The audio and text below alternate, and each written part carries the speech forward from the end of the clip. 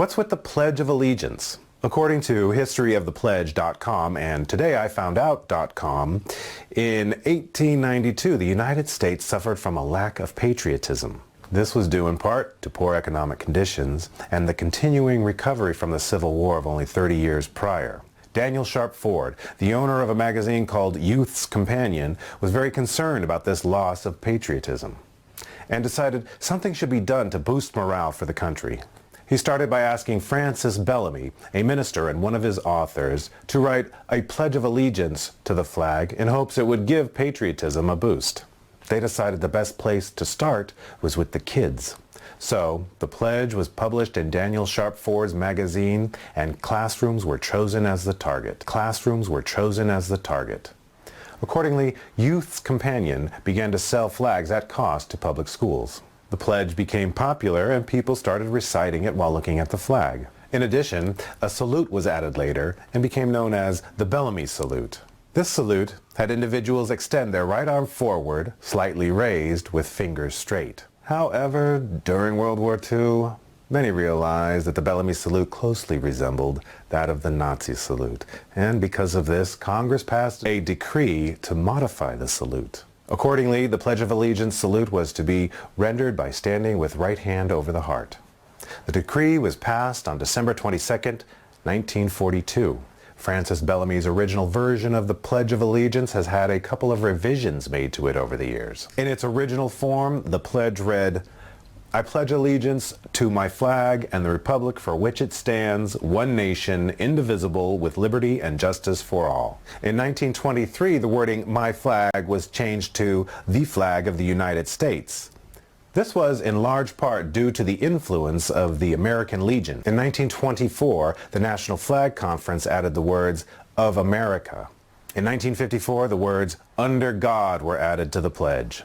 This, of course, was in response to godless communism and a 3-year campaign by the Knights of Columbus, leading to President Eisenhower signing a congressional resolution to make the change. A 6th grader in Florida was arrested after refusing to say the Pledge of Allegiance. So, are kids required to say the pledge? Joe Chiodo has the answer to tonight's good question. That answer varies depending on the state where you live. In Florida, where that happened, there is a state statute requiring kids say the Pledge of Allegiance, but they can opt out with parents' permission. Alan Rostron is a UMKC professor of law. Are schools required to say the Pledge of Allegiance? Here in Missouri and Kansas, it is required. Required every day? Yeah, it used to be required once a week in Missouri until about 2 years ago when the legislature amended it and made it a daily requirement. Classrooms were chosen as the target. To be specific, he tells me that requirement is simply that there be a designated time for the pledge to be said. It is definitely not required in the sense of forcing any particular student to participate. He says your First Amendment right protects a student if they choose not to say it. But there are 5 states right now that do not require time be set aside in the school day for the pledge: Vermont, Iowa, Oklahoma, Wyoming, and Hawaii. Please stand for the Pledge of Allegiance. Just like clockwork. Do you do it every day? Yeah. The first grade students take it from there. First, we put our hands on our heart. I pledge allegiance to the flag of the United States of America and to the republic for which it stands. I pledge allegiance to the flag of the United States of America.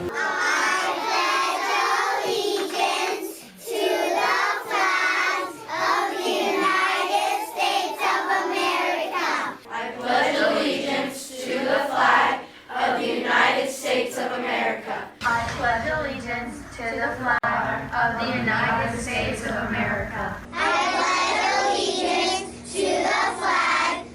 United States of America. Classrooms were chosen as the target. Adolf Hitler once said, "He alone who owns the youth gains the future."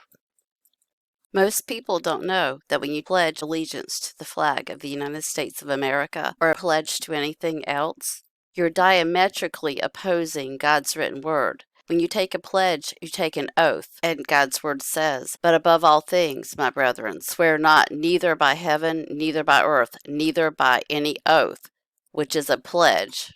"But let your yea be yea, and your nay be nay, lest you fall into condemnation." And to take it one step further, when you take an oath, By pledging allegiance to the flag, you are swearing by or pledging oneself to.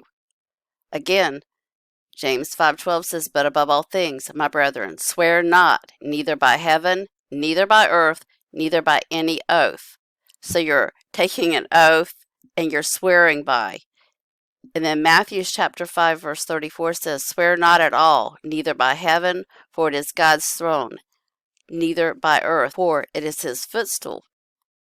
James 5, "But above all things, my brethren, swear not, neither by heaven, neither by the earth, neither by any other oath, but let your yea be yea, and your nay, nay, lest ye fall into condemnation." Matthew 5, "Again ye have heard that it hath been said by them of old time, Thou shalt not forswear thyself, but shalt perform unto the Lord thine oaths. But I say unto you, swear not at all, neither by heaven, for it is God's throne, nor by the earth, for it is his footstool, neither by Jerusalem, for it is the city of the great King. Neither shalt thou swear by thy head, because thou canst not make one hair white or black. But let your communication be yea, yea, nay, nay. For whatsoever is more than these cometh of evil." I pledge allegiance to the flag of the United States of America and to the republic for which it stands, one nation, under God, indivisible, with liberty and justice for all. The best place to start was with the kids.